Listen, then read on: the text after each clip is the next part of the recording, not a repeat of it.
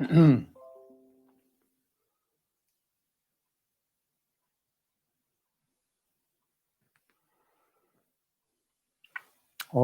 hello, Tashidele. Hello. Welcome back for this session.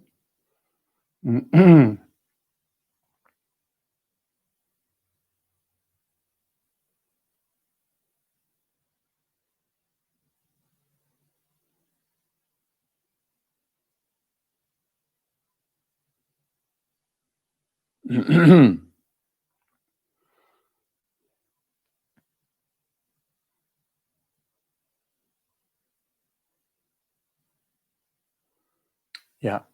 So we start as usual. Do short breathing exercise to settle ourselves for this session.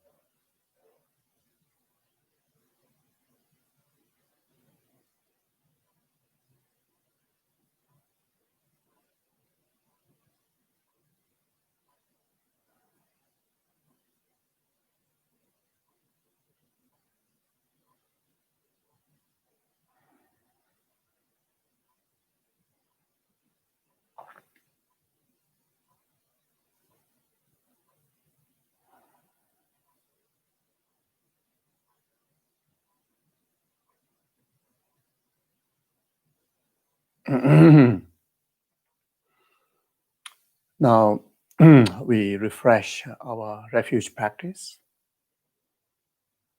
Feel the presence of Guru Buddha Dhamma Sangha.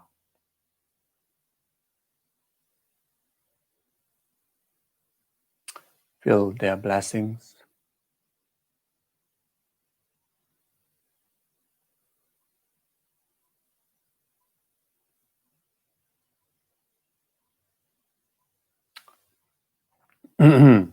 All the opportunities, freedoms, to cultivate Dharma, cultivate virtue. So these are the example of what it means by the blessings of the Triple Gem.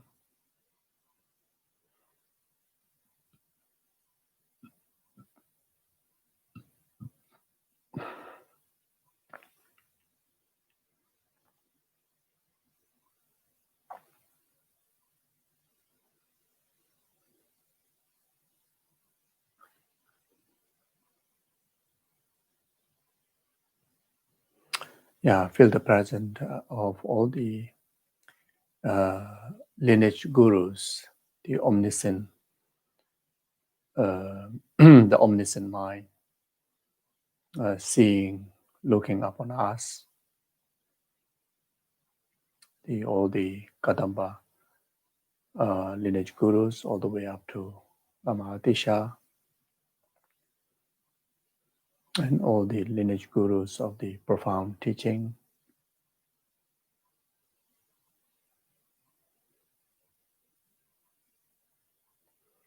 up to Manjushri, extensive teaching, all the way up to Maitreya. And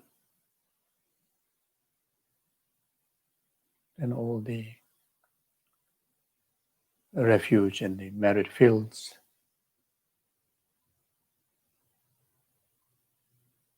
central by Guru Shakyamuni Buddha.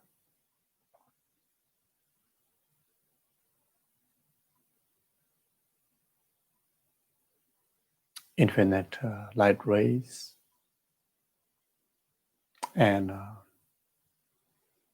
flow of nectar that touches you, pervades all over your body, all over your mind. Similar goes to all rest of the sentient being. bring about purification, condition ourselves and rest of the sentient beings to cultivate virtues, cultivate the Dharma, in particularly here, to cultivate the essence of the Dharma, the principle of the Dharma, the altruistic wisdom and method, the central theme of the Lojong practice,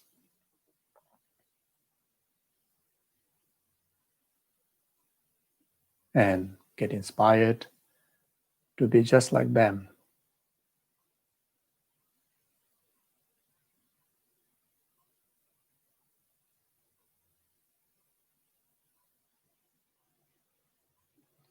Visualize and feel that you are making extensive offerings. Arrange and imagine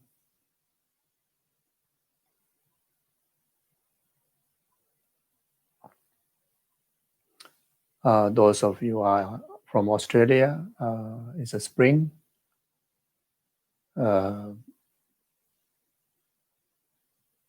Infinite, beautiful flowers that blossom all around the country, in particularly those in the nature, those in the wild. Those flowers in your garden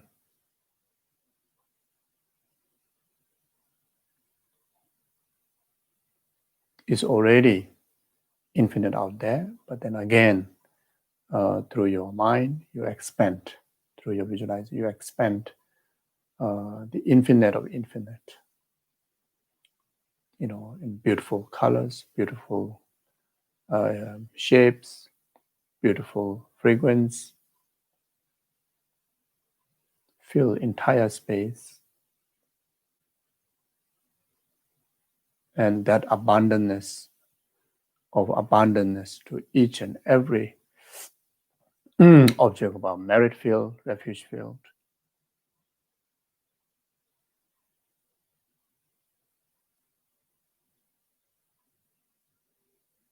Just simply places the satisfied all the five senses of the omniscient one. Then that create within ourselves the causes to actualize the omniscient wisdom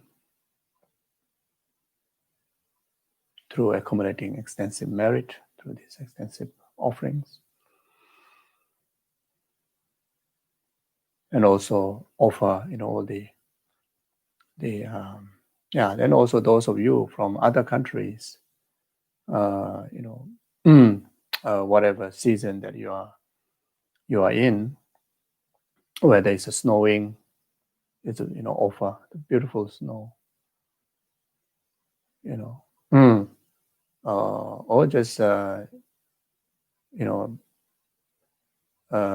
in your area, just a bare mountain, and that that mountain you offer as a wish granting jewels.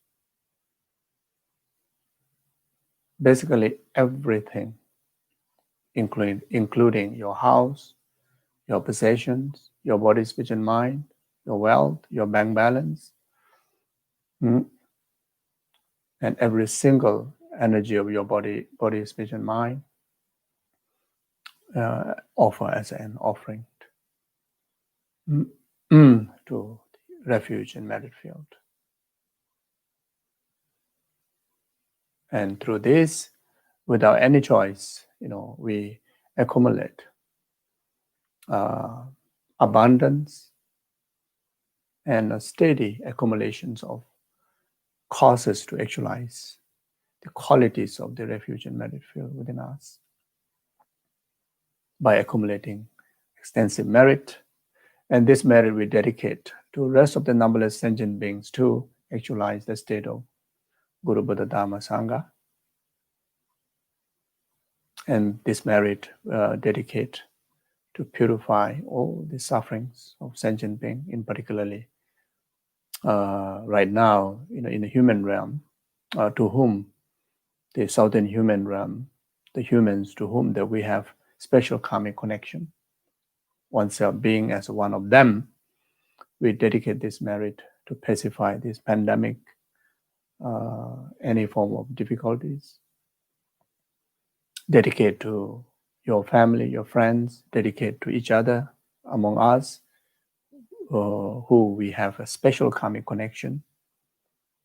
And simply doing this dedication, it really, without any doubt, able to bring immense benefit. In particularly when we have a Dharma session, when we have a Dharma discourse, where we enjoy in the same field of Dharma aspiration, and when we start to dedicate merit to each other, that's the most powerful platform. That's most effective.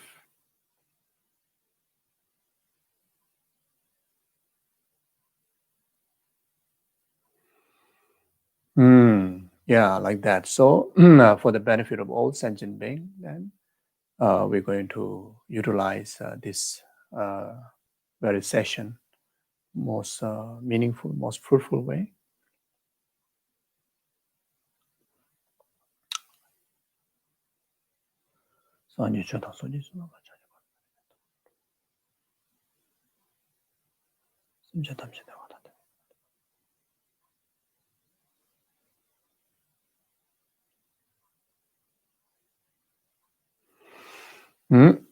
Yeah, thank you.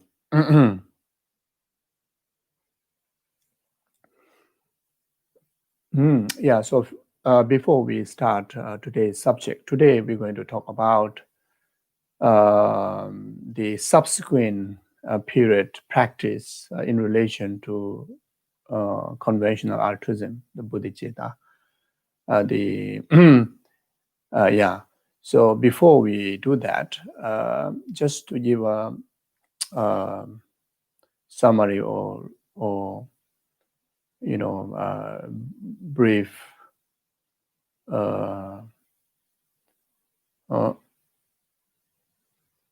points to the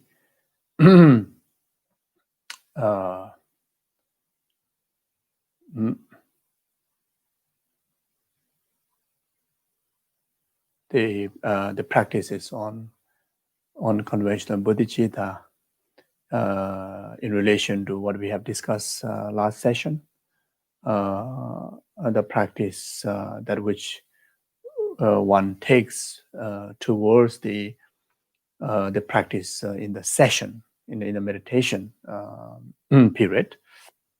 So first of all, there are few ways to train our mind in the bodhicitta. The common that widely shared and studied is the two main techniques: the 7-point thought transformation, or the 7-point cause and effect training, to actualize bodhicitta, and the 4-point, the self-exchanging technique to actualize bodhicitta. So these two are the main two techniques. But on top of this, or in another way, on the basis of these two, then there are also other ways to train our mind in the actualization of bodhicitta. One of them is like how the Geshe Potowa received from Kadamba Geshe Domdamba, and the Domdamba who received from Lama Atisha who received from Lama Silingpa, and Lama Silingpa there who have channeled these practices from Maitreya. and that is the from very beginning straight away training in Tonglen, the self-exchanging with other, and simply, the individual get trained in the practice of Tonglen, practice of self-exchanging with other, that brings about the generations of bodhicitta. Then the Geshe Chengawa, who also is the lineage disciple of the older Kadamba master that I just mentioned. He emphasized about first you equalize. You equalize the self and other, very much starting from equalizing the three partial attitude, attachment towards the loved one, aversion towards the enemy, and the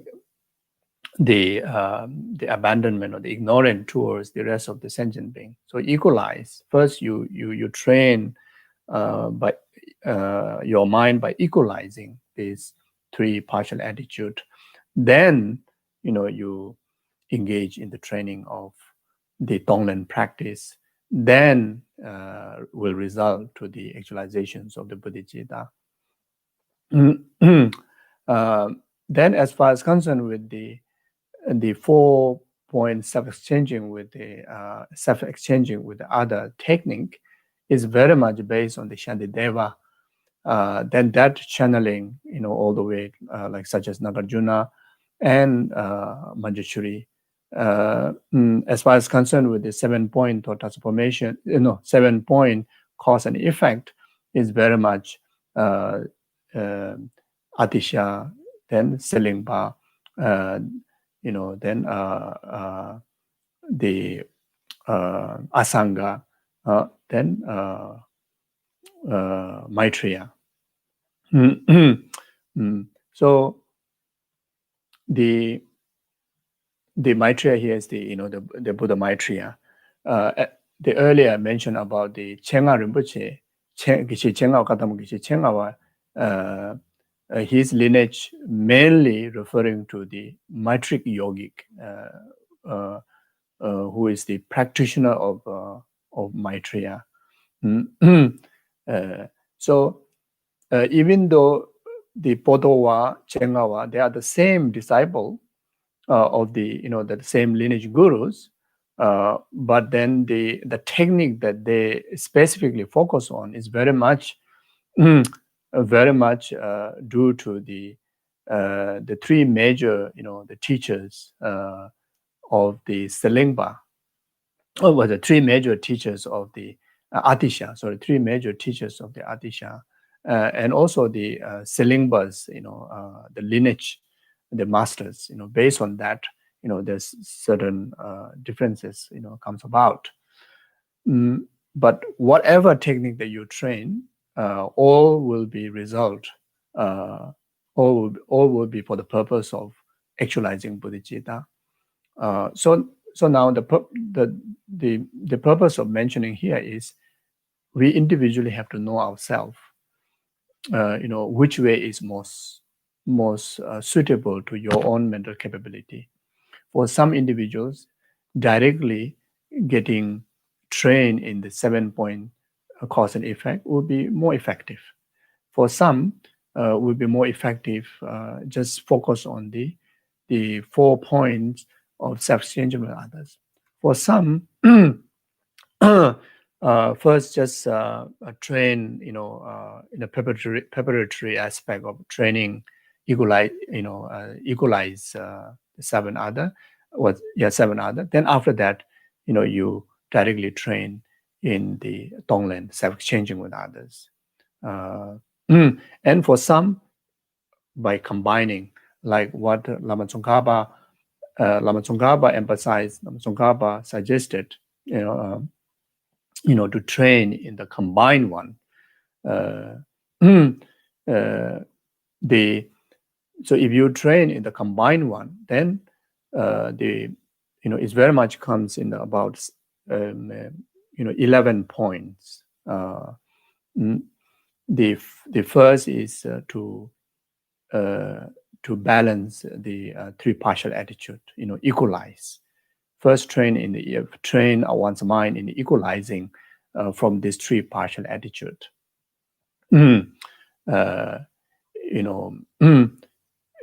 So basically, try to have a neutral state of our attitude towards our loved one, towards our enemy, towards the rest of the sentient being.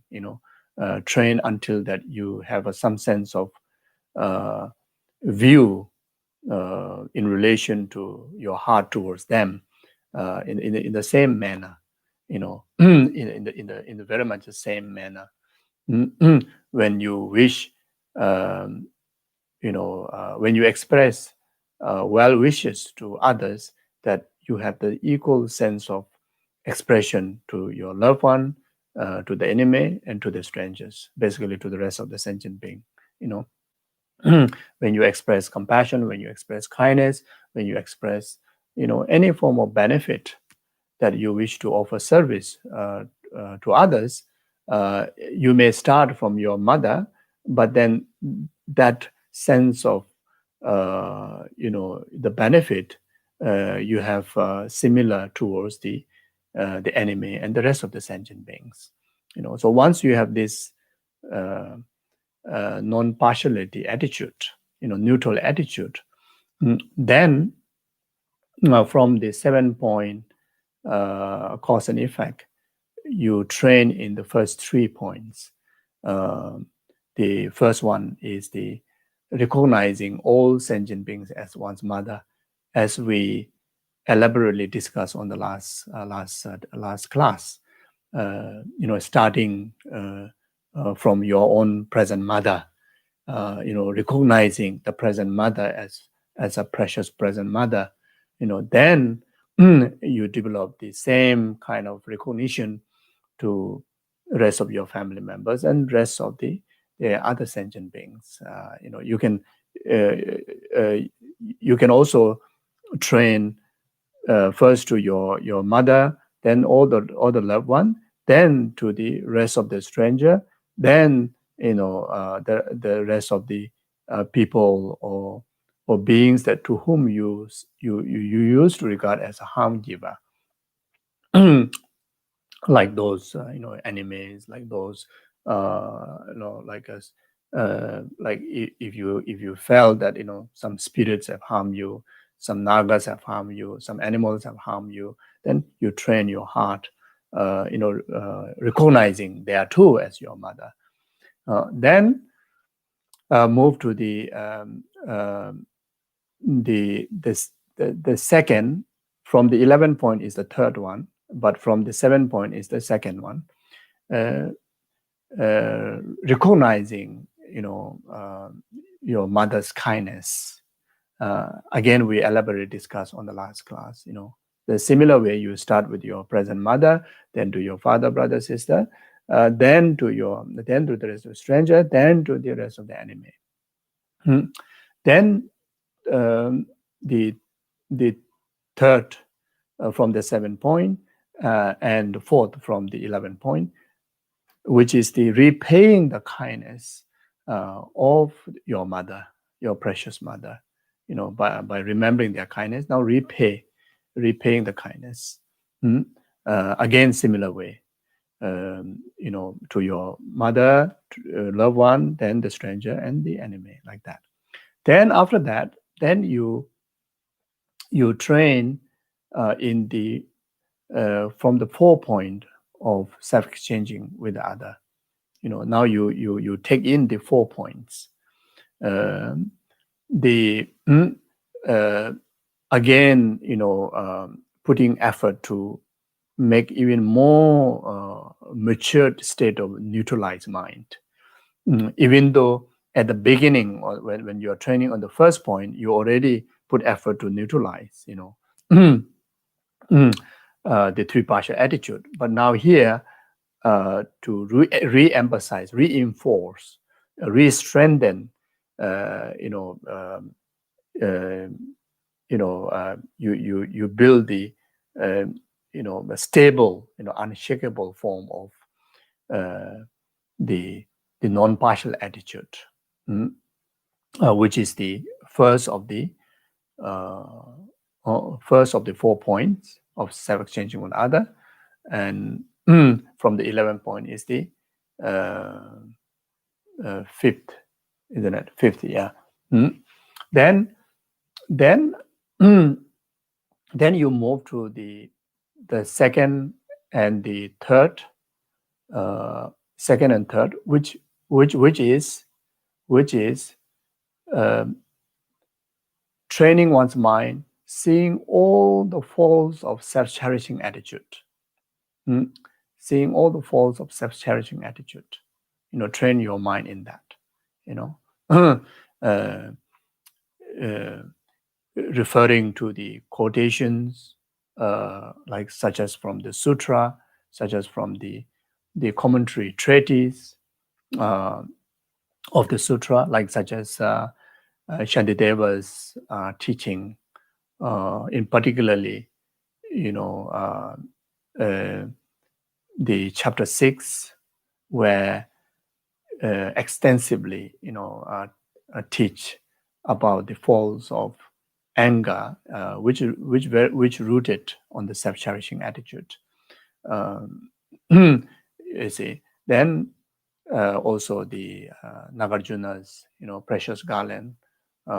Then the Kadamba masters, like teachings, like such as 8 verses of thought transformation. Then Geshe Chegawa's, 7-point thought transformation, the root text. Then also, referring to the commentaries, say Chibuchegi Gyaltsen, the text that we are studying right now, referring to them. Then as well as giving, convincing ourselves by using common sense, how much is the self-cherishing attitude that harms us. Understand, referring to the quotations, then try to understand through your own life experience, how much the self-cherishing attitude harm us. So, etc. So, giving logical reasons, common sense, then scriptural, supports, and guru's, guru's instructions, the guru's teaching. Whatever teaching the guru teaches, the main theme is about talking the faults of the self-cherishing attitude, pointing out the faults of the self-cherishing attitude of us as a student. Then giving the advantage and the benefit of the cherishing of others. The theme of the guru's teachings are on altruism. So therefore, by referring and listening and try to get a full conviction in our heart the faults of the self-cherishing. Then the third of the fourth point from the 11th point is, I think it's a 6. 6 or 7 now, I can't remember. Anyway, the seeing the benefits and advantage and the qualities of the mind of cherishing others' well-being. So again, similar way like earlier. Then before actualizing the result bodhicitta, now you train into the Tonglen practice, which is self-exchanging with other, the fourth of the 4 point, that you take into the practice of the number 5 and the number 6 from this 7-point cause and effect, which is cultivation of love and cultivation of compassion and love, or either cultivation of compassion and love, or love and compassion, doesn't matter.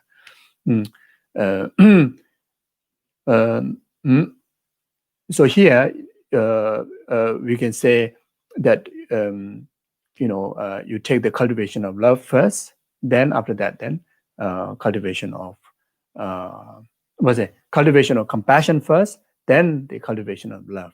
According with this particular training, this will be more beneficial since you're taking the Tonglen practice in the practice of 7-point thought, 7-point mind, 7-point developing of bodhicitta.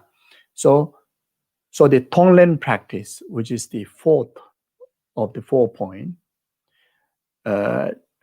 practice in the practice of compassion and love, which is the number 5 and number 6 from the 7-point of training in bodhicitta.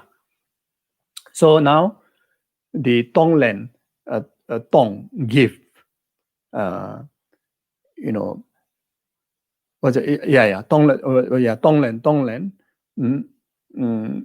So first here, even though in the Tibetan letter, is Tong is a give, Len is take. It comes like that. But the actual practice here, you take first, Len first, then Tong afterwards. So now, so the taking, what you are taking is taking all the suffering and its causes of the suffering of the entire numberless sentient being onto yourself. Again, this you train starting from your mother, your present mother, and the rest of the loved one, the rest of the sentient being. Since we are still in the training, we are not fully, well trained yet as a beginner. So always start with your most beloved one. That is easiest. You see. So even though the present mother not experiencing, suffering of pain or suffering of change, but still subjected to the pervasive suffering. So the overall, samsaric 8 sufferings that which is subjected to all of us as a human being. So you count each of them, then you take that upon yourself. Then the causes of suffering, the karma, the karmic imprints in mother. Then the delusions, the 3 root poison of delusions, 5 poisons of delusions, or 6 root poisons of delusions, or the 20 secondary delusions. All these are possessed as it is a part of the samsaric contaminated emotion. So you take all of them, to yourself in the form of like black smokes, in the form of blood and pus, in the form of rubbish, in the form of whatever thing that we usually regard as something that to be discarded, something to be purified. So in the form of that, then if you are based on the teaching, especially as a beginner, asked to train through the platform of the breathing in and out, the respiratory, the inhalation and exhalation, use that platform. So when we breathe in, then in the form of the dark smokes, in the form of blood and pus, whatever, especially if you know that your present mother, going through some physical suffering or pain, could be wound, could be any diseases, etc. Or mentally, whatever, agitations or whatever, the sufferings, worries, whatever, that if you know, then you take them, in any form that which you usually regard to be discarded, in the form of that. And the easiest is, dark, cloudy smoke, because you are using you're not just visualizing generally, but you are using the breathing in and out platform. So therefore, what really breathe is the air. So it comes in like a very dark smoke, which is very unhealthy, isn't it? So it comes in that way. Then, like, you literally kind of like inhaling within you when you inhale, your breathing. So that is very effective, very, very effective. Mm. So mm, um, yeah, so the karma and the delusion, in order to make it more real, that's why you do that, the visualizations of, in the form of the smoke, etc., like that, blood and pus, like that. You see. So then, if your loved ones, if someone that already passed away, but then still, if they are not enlightened, or if in case they are not enlightened, and they are still subject of samsara, and then it's still, bound by the karma and delusion. So you can help them. You can help them, through this practice, through this Tonglen practice. So then you expand that to rest of the family members and friends, and then rest of the sentient being. So where you are taking on to yourself here. So this yourself is not talking about taking onto your body. First of all, uh, first of all, that is not even the self that you are referring to, and also not taking onto your mind, not taking onto any of your aggregates. You are taking onto the false I. So you are taking all these sicknesses, all these diseases, just now, that the dark smoke that you are inhaling and pouring on, or taking on to yourself, that self, the mistaken self, which is nothing more than the hallucinational grasping attitude, grasping attitude of inherent self, intrinsic self, and that grasping attitude some mistakenly grasp yourself on your body, mistakenly grasp yourself on your consciousness. So there are many examples, or overall whole aggregates, or one individual aggregates, like certain philosophers, mm, as the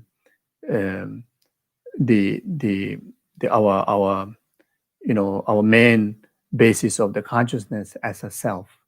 You see, so like even Southern Madhyamika, for them to establish a self, they need to have the correct basis, that which is the fundamental consciousness. You see, but ultimately this is still a false. This is still a false. This is first of all, this is false in the dualistic understanding. This is a false onto the dualistic exception. You see, then for the Chitta Matran, the inherent the seven mind, the seven consciousness, the basis of all minds, basis of all mind as a person.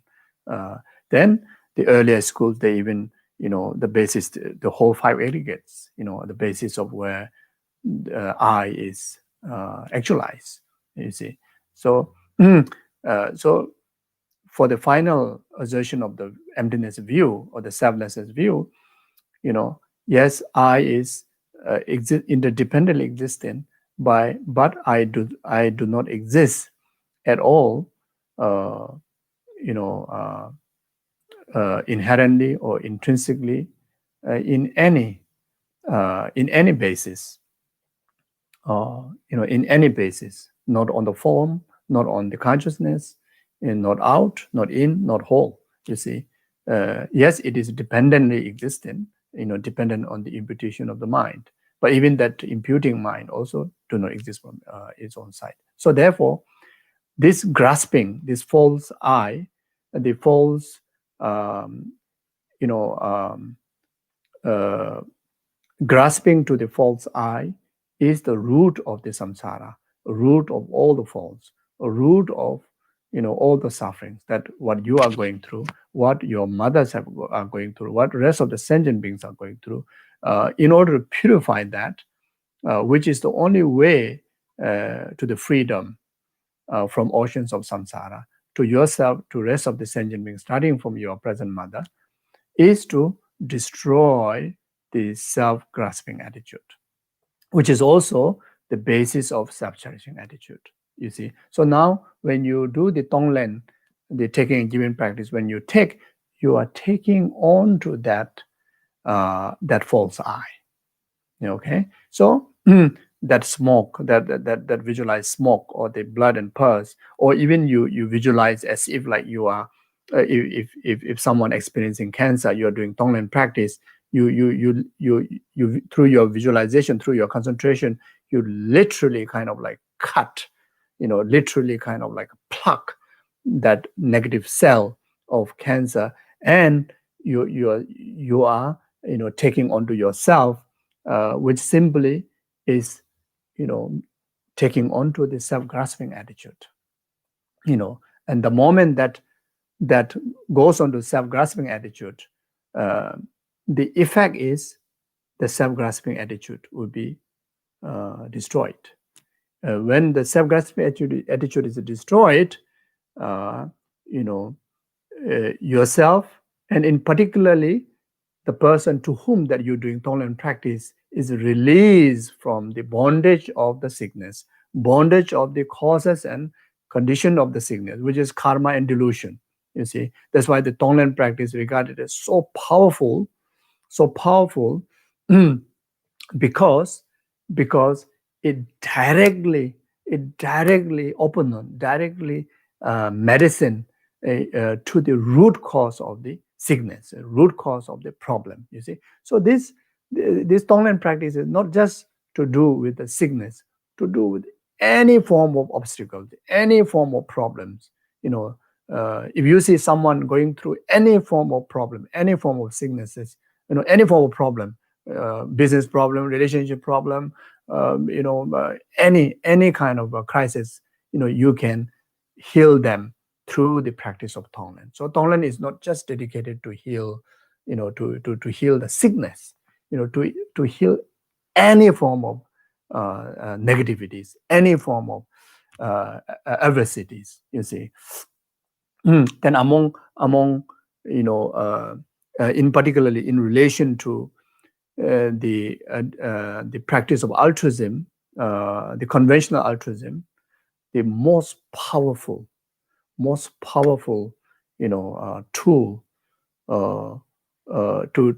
to actualize as an antidote to purify adversities is a tonglen practice. You see, tonglen practice. So, yeah. So there are so many stories, through the practice of tonglen that it helps to heal the suffering people, suffering families, and most of all, the effect is yourself is the first person that who received the immediate and the first benefit of the tonglen practice. You see, so like that. So when we say take to yourself, is taking to the mistaken self, mistaken I, the false I, the towards the false grasping. Okay, and what bring about the benefit is purification of the root cause of the suffering for yourself, for others, which is the self-grasping attitude and self-cherishing attitude. So that's it. That it is. So now, giving. So the giving, everything, or any form of virtue, any form of goodness, give whatever for you, whatever it is beneficial. So when we talk about beneficial by its nature of the substance, or of the experience, or the object, whatever, by its nature it is virtue, it is dharma. Then there are virtue and the dharma, that which is accumulation by many different factors. Like by its nature is not beneficial, but then formularizing, by putting into formularize, then it becomes beneficial, like a poison. Like in Tibetan, there's one particular poison called tikta. It is poison, but then it is one of. But when this formalized with other right ingredients, it becomes one of most useful medicinal ingredients. Then it becomes so beneficial. So there are a similar way. Even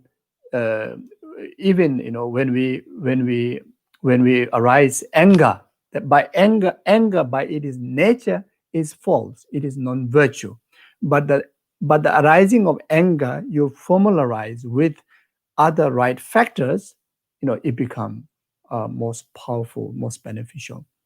Like when you arise anger, when you're about to arise anger, or when you already arise anger, then you practice patience, or you practice purification, in relation to the arising of anger.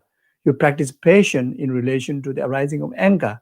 You practice any form of practice in relation to bodhicitta, in relation to the arising of anger. You see, such as you see, like myself, suffering so much due to the arising of anger, especially knowing the causes and conditions for that is, heavy negative emotions, cultivation of heavy negative emotion in the past, cultivation of heavy negative karma of the past. Therefore, I arise anger. Then, therefore, I suffer in samsara. Therefore, I suffer now. You see, therefore, it brings so much disturbances to myself and my environment. Similar way, there's the rest of the numberless sentient beings too have not purified anger. So therefore, they are, either they are suffering similar like myself, or either they are bound to be suffer because of the anger is not purified. So then, on the basis of that, then you actualize genuine renunciation in your heart, genuine renunciation, towards the karma, delusion, and the anger itself, and the harm that you're going to cause by the anger. You have a clear understanding of it. Then you renounce it. Then you get engaged into the practice of purification. Then whatever merit, whatever virtues that you accumulate from there, you give that to the rest of the numberless sentient. You dedicate to the rest of the numberless sentient being.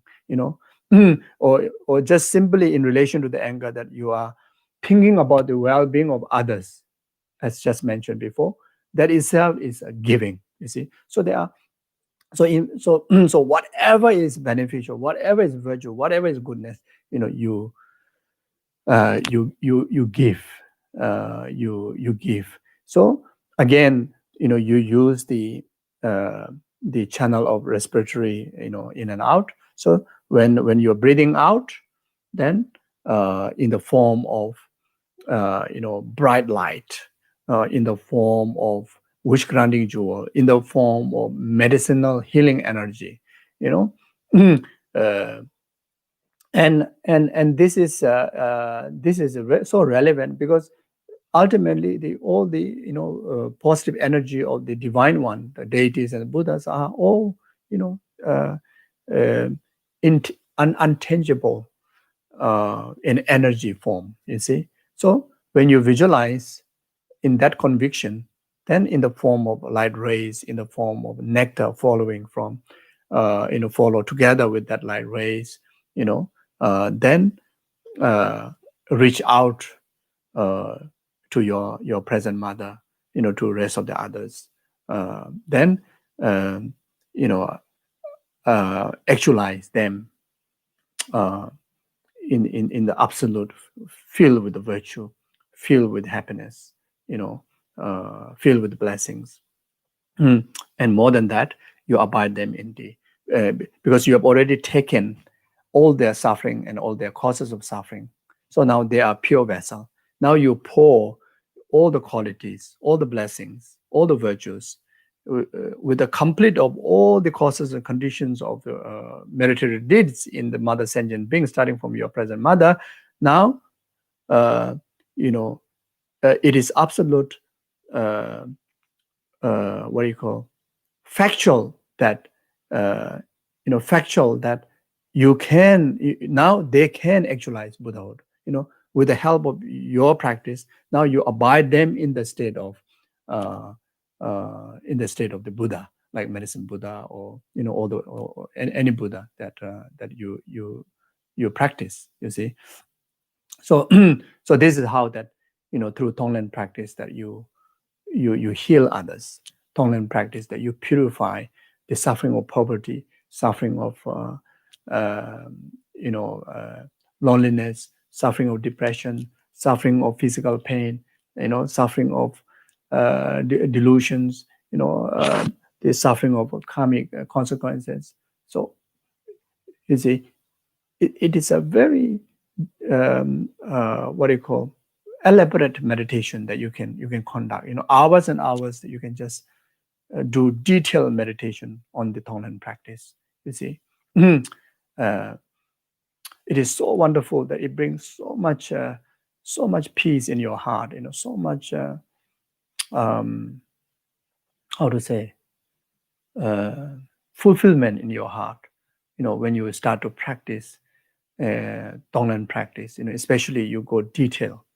You see, so you go detail. You start with your mother, as mentioned before. You see, so sincere, wholehearted, full focus. One by one, you are any form of misery you are taking away from your mother. You see, now one by one, you see, minor to great virtues and happiness and blessings you are giving to your present mother. And you see, so just simply in your awareness, through this virtuous practice of Tonglen, that even in the visualization, you're able to give your mother, full of love, full of blessing, full of happiness. You see, it is so fulfilling. It is so fulfilling to your heart. You see. You see, as a children, amazing, in this way, amazing to be to be an amazing daughter, amazing to be an amazing son to your parent,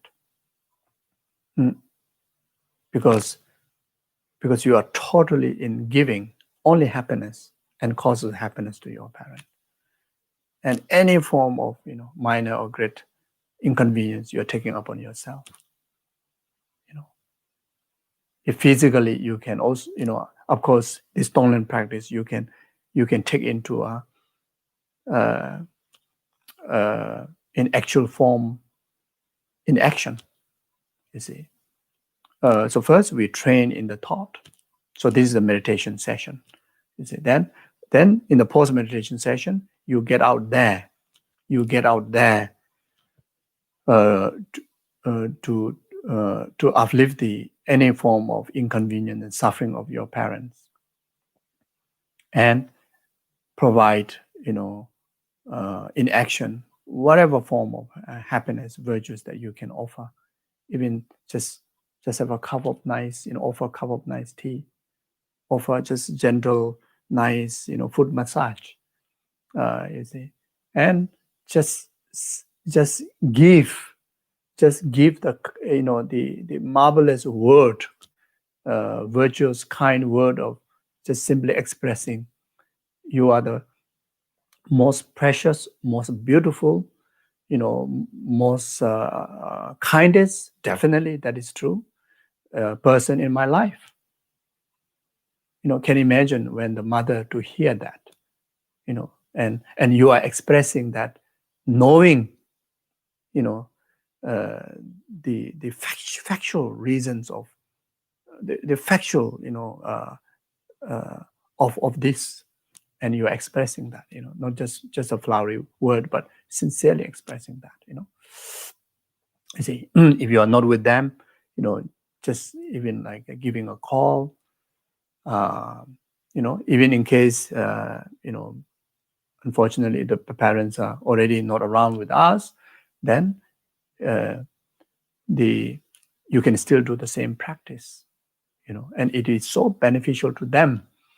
If they're still in samsara, it would be so beneficial for them as a conditional causes for them to actualize the imprint of the past virtues. If they're already in the high path, it will assist them to, sweeten their path.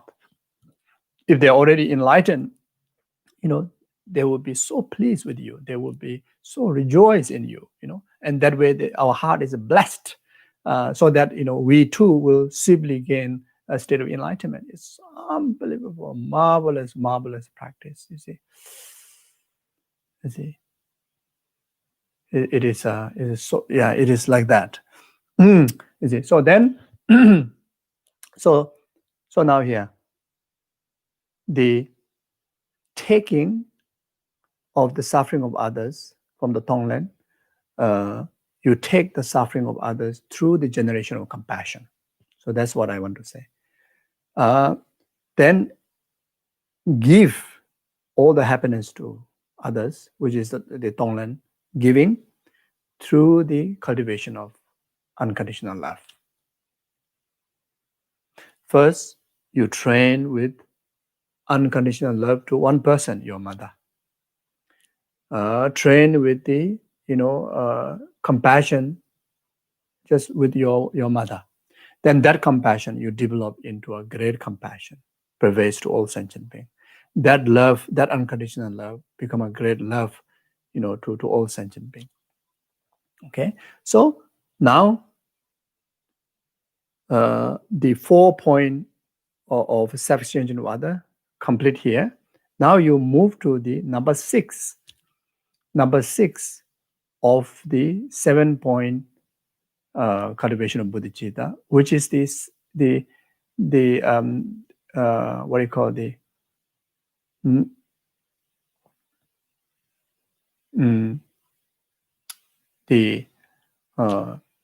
in English, in Tibetan called haksam, is what is the most courageous mind, which is very much direct result of fully matured love and compassion. Fully matured love and compassion, then you reach to a point, the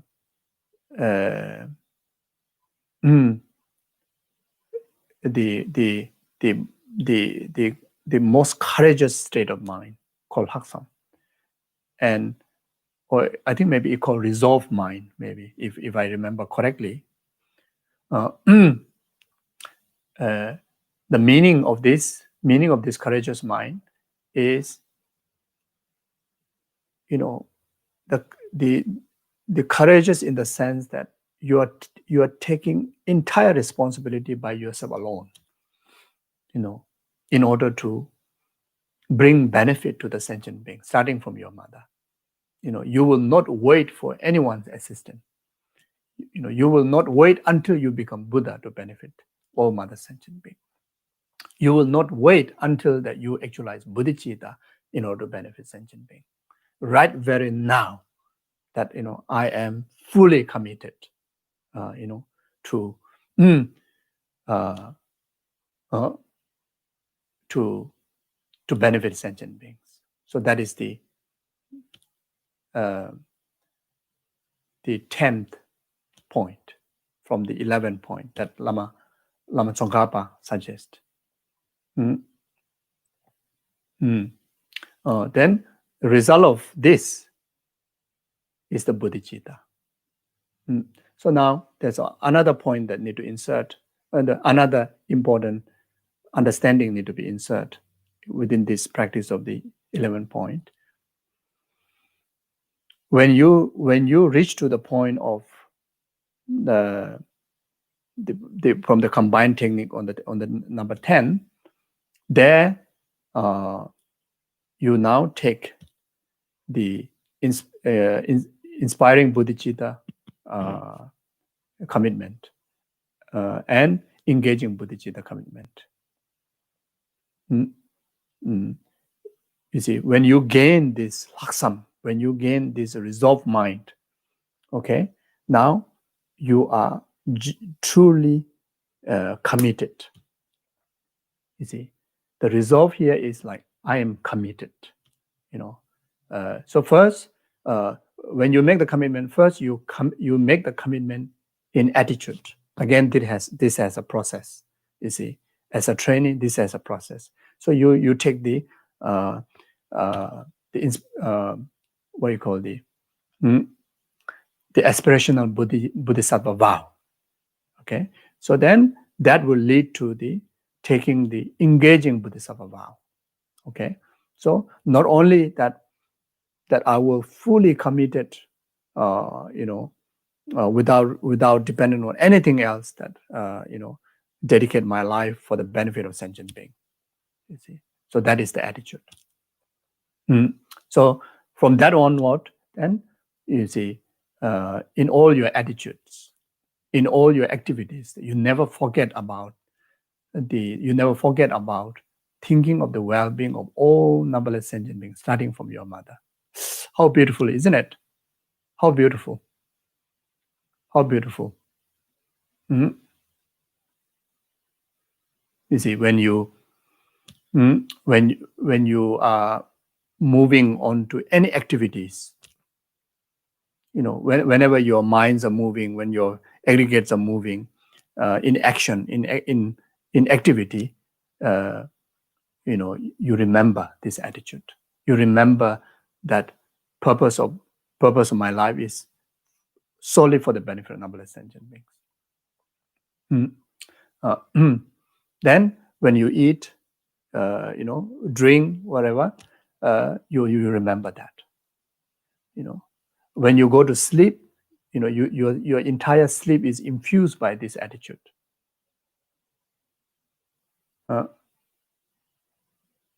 Then when you kind of settle from all activities, and even just in the form of just simply awareness, having awareness, your awareness is completely filled with this attitude. So it's very much in Tibetan, do chak nyel duk. This activity has to be infused by the bodhicitta intention. So either in the form of motivation, in the form of dedication, or in the form of actually the actions are delivering this message, where in relation to our relation to any beings that comes in our way, and in thought to rest of the sentient being, like that. You see. So then when you take the engaging bodhisattva vow, then yes, that the aspirational bodhicitta is always there. Aspirational bodhicitta vow, bodhicitta commitment is always expressed in your heart. But then you are finding every single means to deliver this aspiration in action, which is very much which is very much cultivation of the practice of the 6 paramita. The practice of generosity, practice of morality, practice of patience, practice of joyous effort, practice of concentration, practice of wisdom. You see, so all the six paramitas, the deeds of the practice of the 6 paramita, which infused by the altruistic intention, altruistic dedication, like that. So that is the engaging, engaging bodhicitta precept, training in the engaging bodhicitta training. You see, so when you are fully matured, through these practices, you will be gather immense of merits, then bring about immense of purifications of negativities. So with the full of merit, that which strengthen the practice of resolve, then you actualize the spontaneous realizations on bodhicitta, which is the number 11. From the 7, which is the number 7. From the 4 point, then the result, the number 5. After the 4 point, then the number 5. See, if you are just doing Tonglen practice, then you actualize the result, bodhicitta, through the practice of Tonglen. So like that. So the Lama Tsongkhapa's instruction, okay,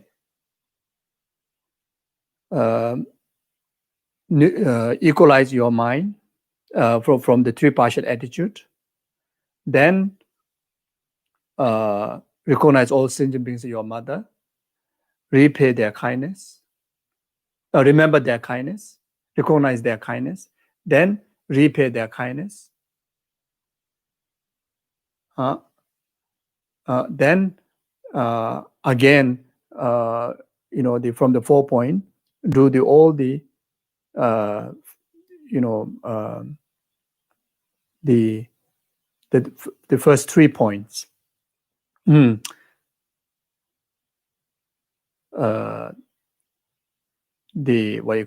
equalizing the 7 other, then seeing all the faults of self-grasping, self-cherishing attitude, then seeing all the advantage, the benefit of cherishing others, then actual exchanging with others.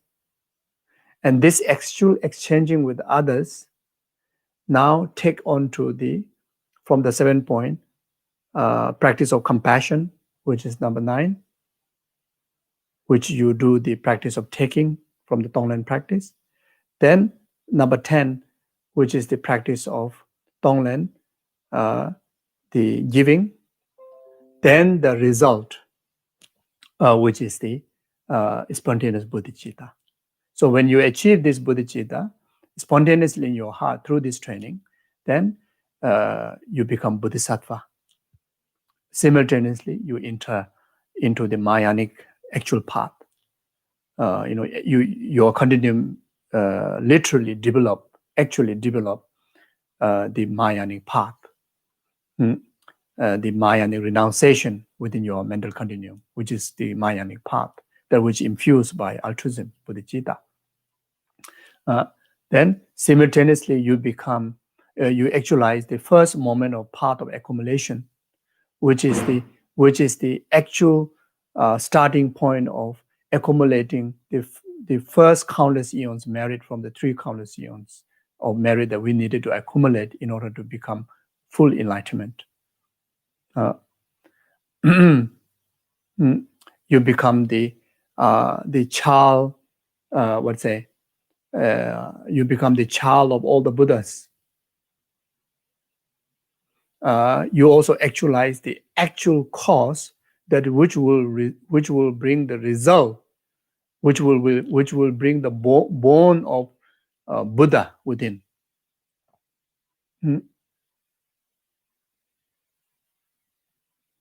Simultaneously, that you will have, you gain the ability of your concentration, your wisdom and your concentration, able to receive teachings from hundreds of Buddhas.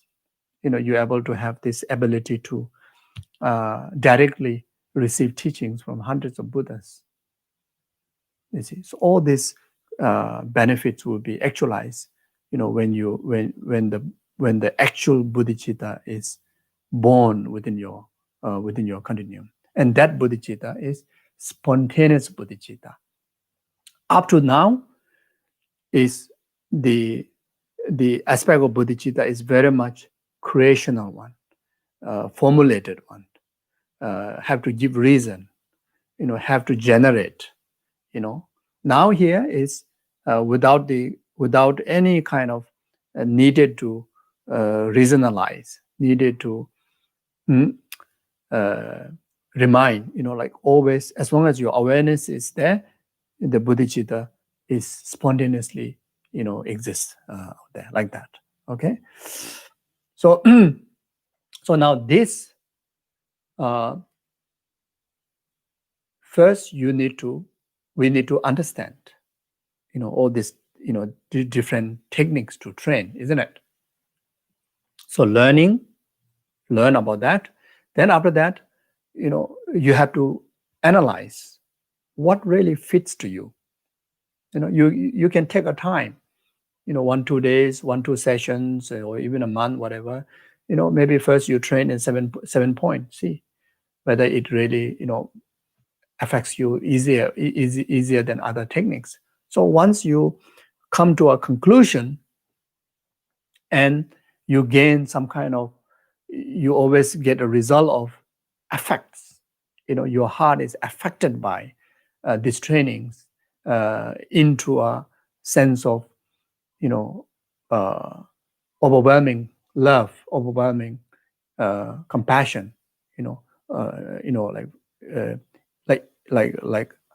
Like immense of compassion and love, kindness, and virtues arising in your heart, and you tend to experience benefits from it. Benefits from all these virtues. Then that experience you take on to meditation. You see, so during meditation you are very much like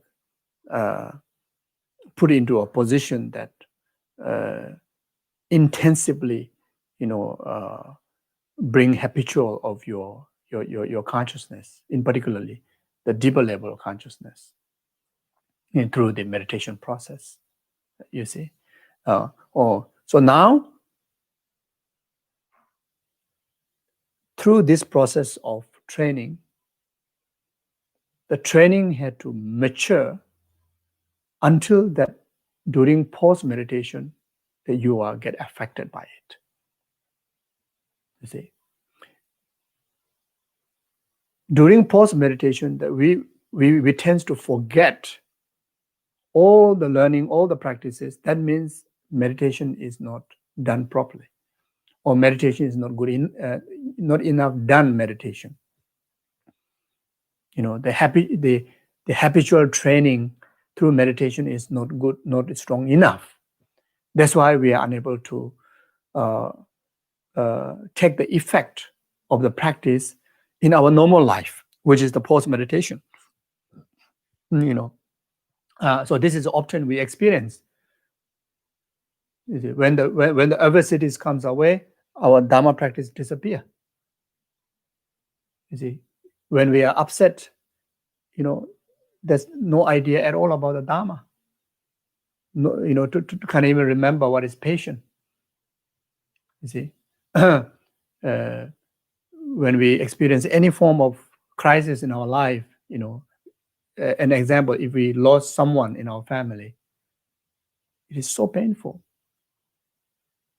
But we accept the fact, but we can deal the losses with very beneficial way, very altruistically, very composed way, undisturbed way, because by worrying, by disturb, the lost one cannot bring back, isn't it? But in our case, when someone is lost, a loved one is lost, it's tragic to us, our emotion. Our emotion gets so affected. We suffer so much, isn't it? And we practice Dharma for so long, but we still get affected, isn't it? When if any of you are doing stock market, if the stock market crash suddenly, all Dharma disappear. You just completely, gone into like insane, angry or sad or worry or whatever, isn't it? Or if we like just go to normal checkup with the doctor and suddenly says that you got diabetes, you got cancer, you got this and that, it's like shocked. It's like kind of like almost like bring full stop to the life like that. Full stop to everything. Any light, full stop to any lights of the life, isn't it? You see. So this is our daily experiences. In a good time, Dharma is wonderful, but if some negativity is going around, you cannot sit still, compose, and that is because of didn't do proper meditation. You see, so this is so obvious, isn't it? You see, so now the post meditation have to be affected by the meditation, and you have to meditate until that you get that ability that you can able to impact your post meditation sessions. Post meditation session is rest of the other activities. Then you are meditating is a post meditation. You see, there's nothing wrong for us to get busy working, busy having family, busy doing all the things that whatever we do, going to the beach, going to climb mountains and this and that. Nothing wrong with that, but it would be very wasting of all these activities, and can be quite miserable, or can be just wasting blandly if these are not infused or affected by the Dharma practice that we learn, we practice in our life. If it's not affected by that, then either it's wasted, or either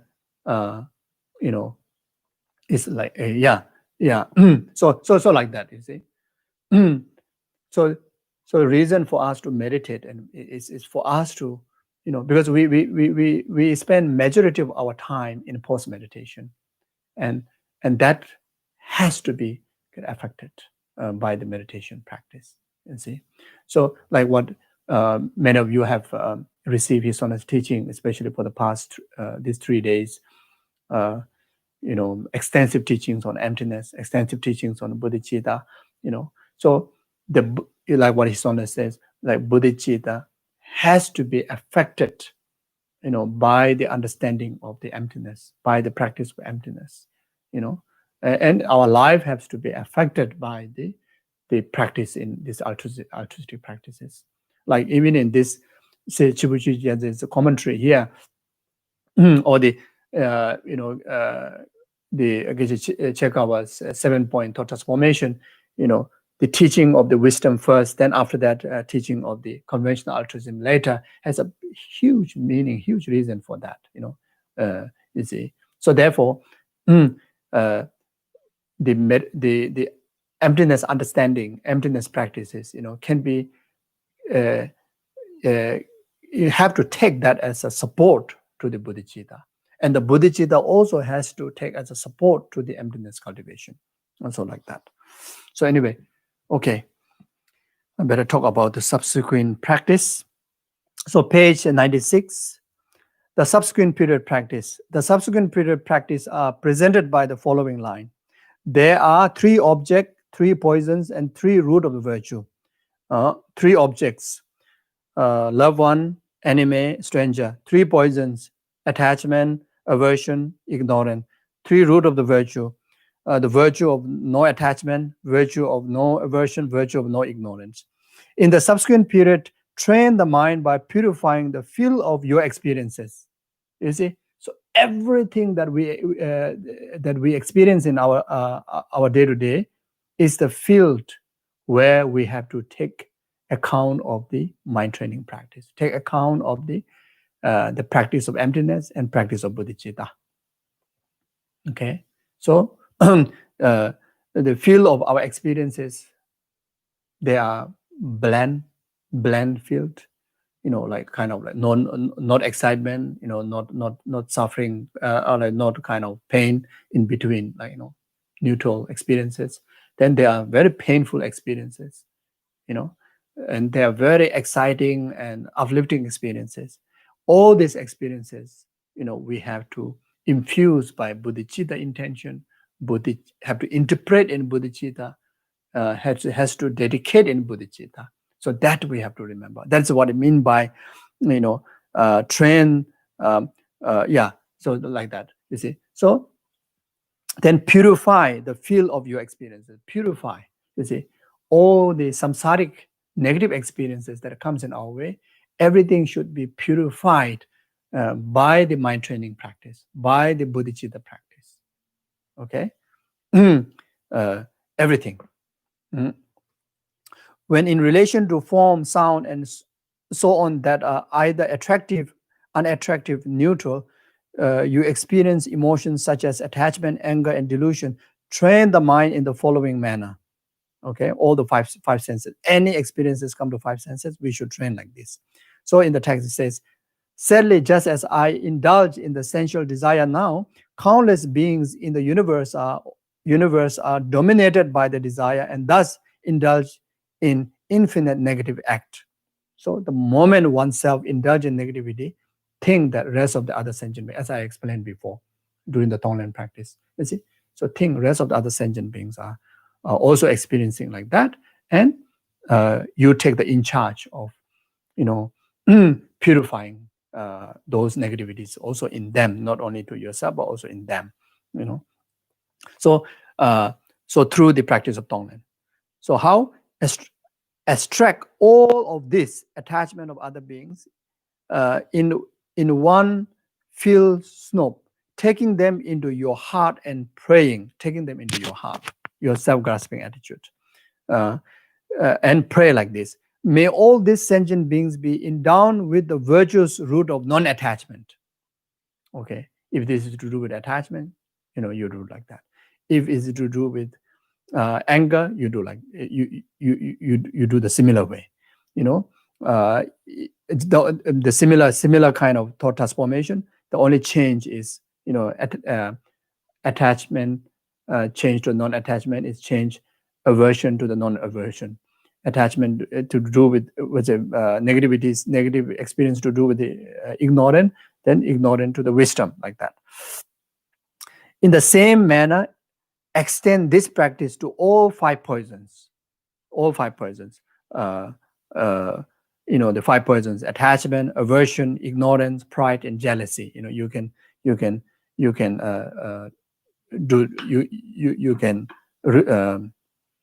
practice the same way. Like what in the Lama Chopa says, in order to rescue all beings from the vast seas of existence, I seek your blessing to become adept in bodhicitta through the pure selfless wish, as well as by love and compassion conjoined with the visual technique of mounting, giving, and taking upon the breath. I seek your blessing that I may eagerly endure to put into practice the three Mahayana moral code and to retrain my mind stream with pure Bodhisattva vows, the single part journey by all victorious one of the three time. And thus, perfect, pure, compassionate Guru, I seek your blessing that all karmic debt, obstacles, and suffering of Mother Sentient Being may without exception ripen upon me right now, and that I may give my happiness and virtues to others, and thereby invest all beings in bliss. So like what the Tonglen practice that verses that we practice in Guru Puja, you can relate to like that kind of meditations or that kind of understanding. You can take all those understanding you can take on the experiences in relation to the 5 poisons that comes in your way, in order to actualize the practice of Tonglen.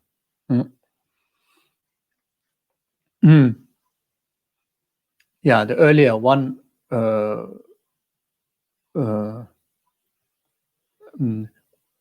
one of the technique to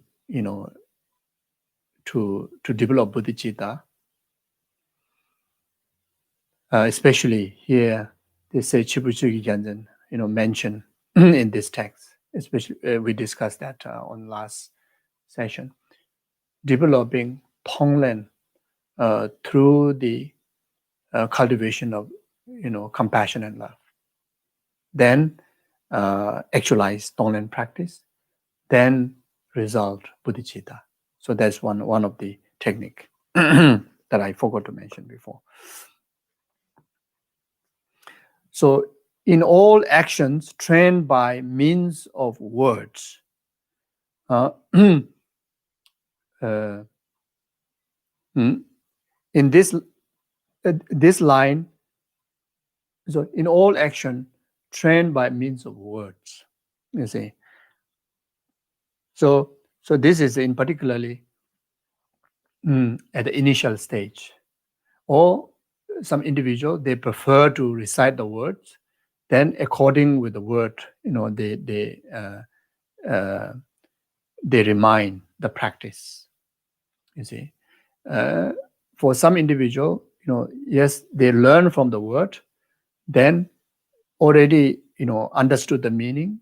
Then whenever the experience comes in your way, the meaning of the meaning of the word, the teaching, remembered, and you apply that as an antidote to the experiences. Like whenever His Holiness talks about teaching on bodhicitta or teaching on emptiness, he been commonly quoting those few common quotes from the teachings of Nagarjuna, etc.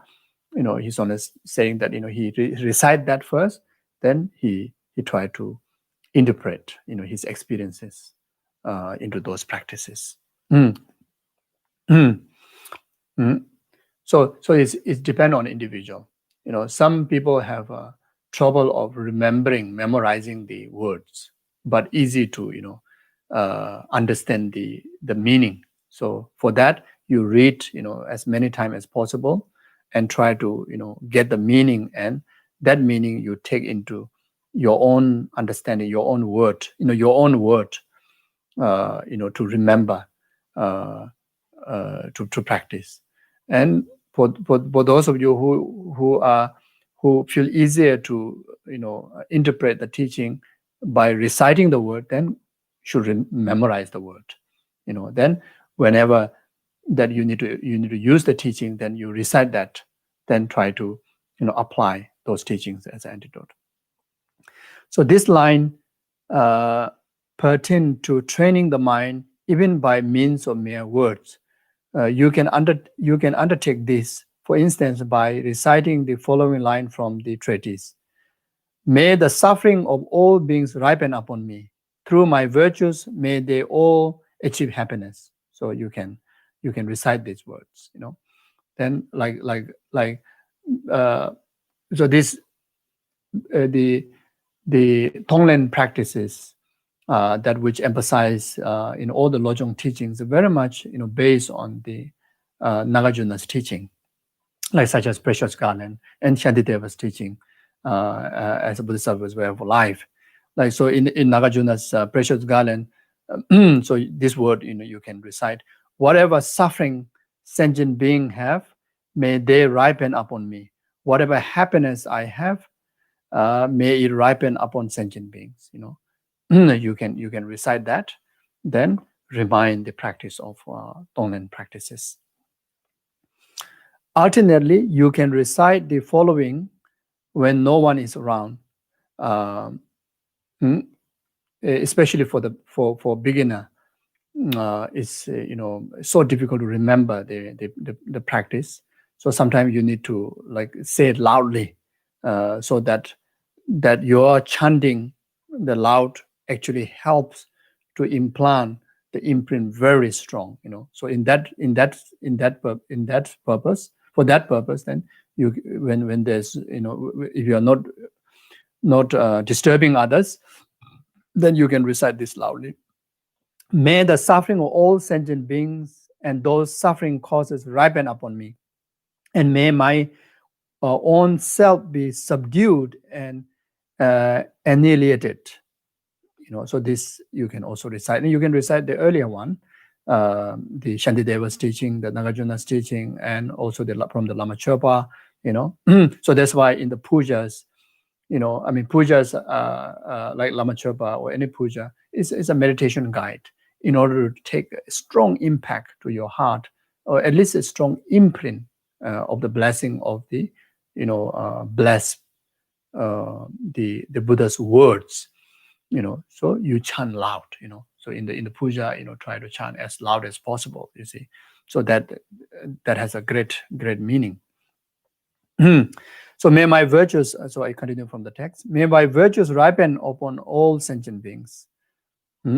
May my virtues ripen upon all. So may the suffering of all sentient beings and those suffering causes ripen upon me, and may my own self be subdued and annihilated.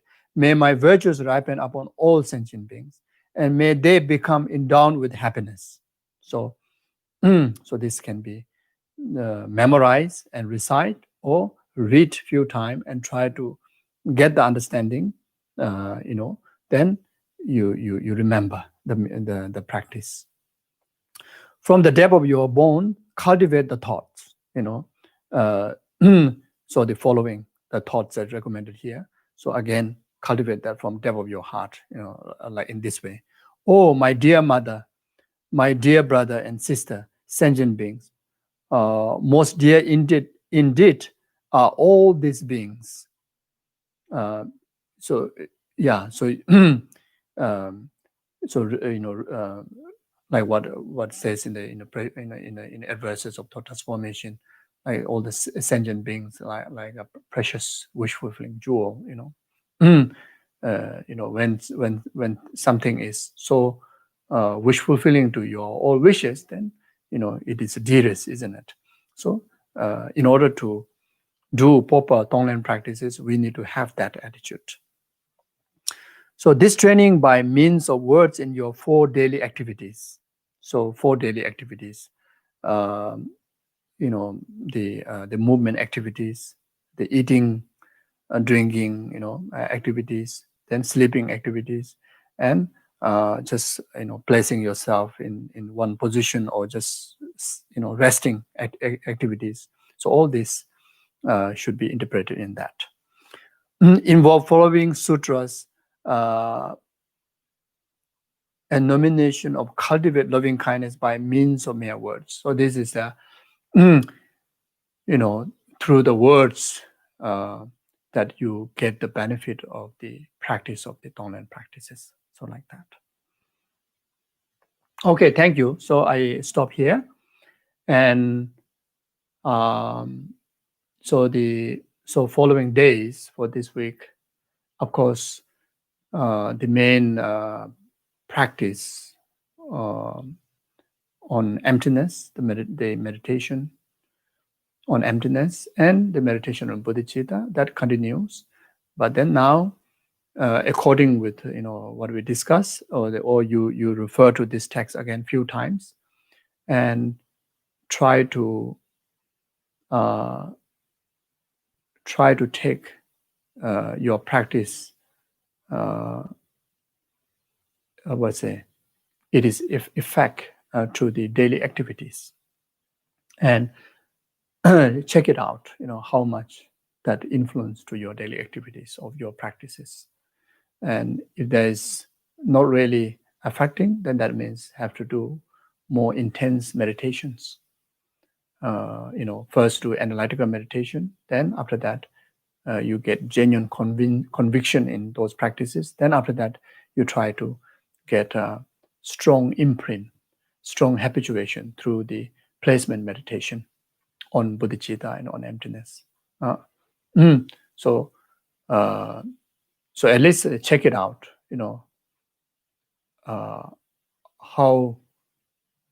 How frequent awareness in the practice of bodhicitta, in the practice of Tonglen, in the practice of emptiness during while you're working, while you're cooking, while you are communicating with people, while you are doing nothing, or before you go to bed. You check it out.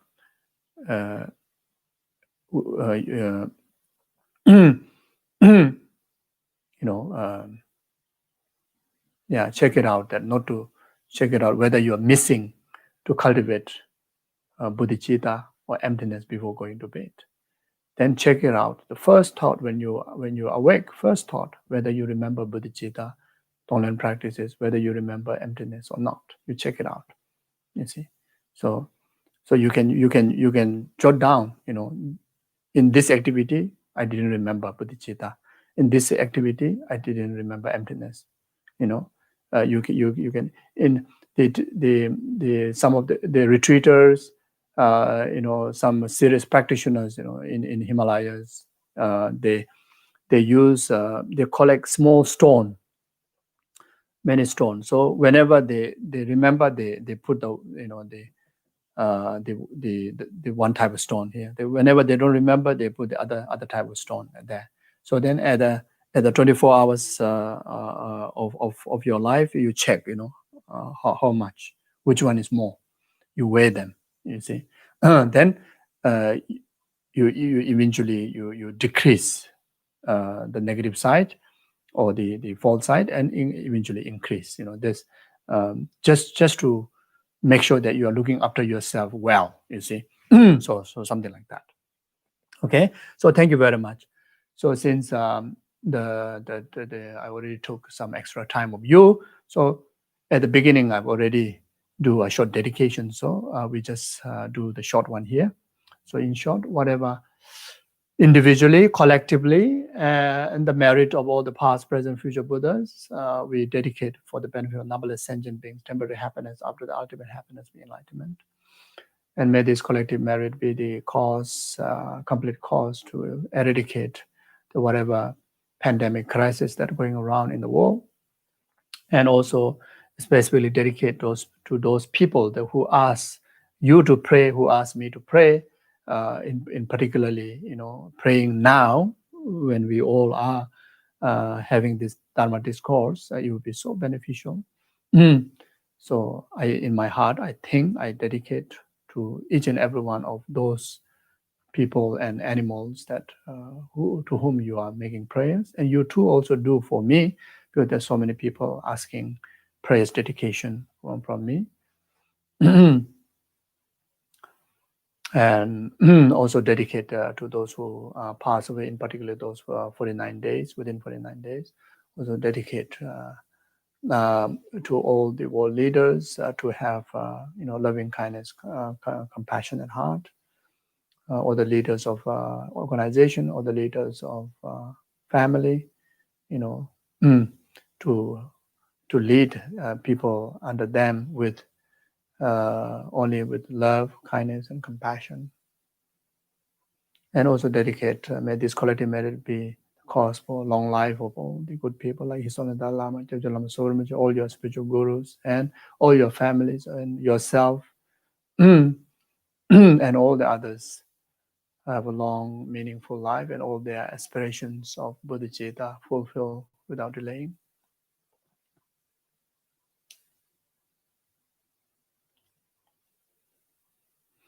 And may this collective merit be a complete cause for each and every one of us and rest of the sentient being able to practice the practice of emptiness, practice of bodhicitta, practice the essence, the Tonglen practice, and according with the teachings of the Bodhisattvas, the teaching that we discuss, be able to never to be separated from these practices.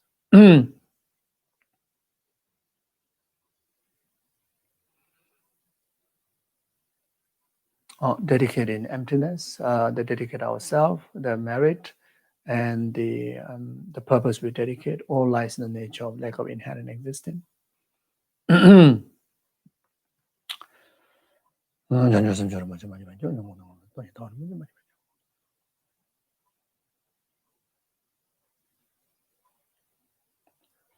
All right.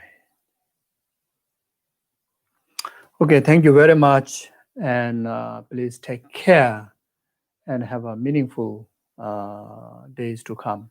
Take care. Bye-bye.